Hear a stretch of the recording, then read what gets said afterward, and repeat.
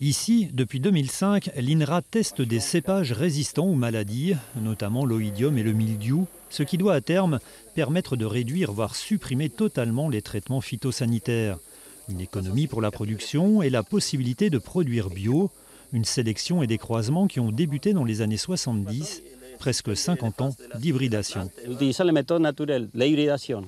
Donc on va choisir les parents, on va les croiser pour sortir les enfants. Donc c'est comme l'hybridation traditionnelle. Hein, on peut dire. Il y a des cépages qui ont été créés comme ça. Les Cabernet Sauvignon, par exemple, ont été créés de la même façon.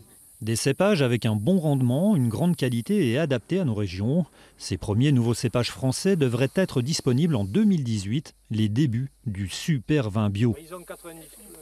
Aujourd'hui, il faut, là c'est un problème réglementaire, faire sauter ces verrous pour que ces cépages soient disponibles le plus rapidement possible auprès des viticulteurs. Le Languedoc-Roussillon est précurseur en matière de réduction de produits phytosanitaires, notamment le Narbonnais qui s'est lancé dans le plan éco-phyto dès 2010 avec les fermes défis.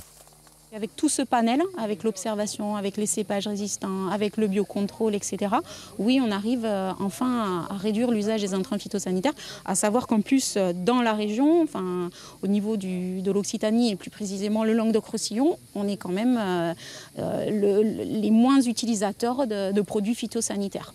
Autre problématique présentée aux viticulteurs, l'irrigation. Depuis 2000, le Languedoc-Roussillon subit la sécheresse et là aussi le Narbonnais est en première ligne. La solution testée ici, utiliser les eaux des stations d'épuration. Depuis 2010, des vignes sont irriguées avec des eaux de différentes qualités. En comparaison avec une irrigation avec de l'eau potable ou de l'eau agricole, il n'y a pas de différence au niveau de la plante, du sol, du raisin, du mou de raisin, des vins.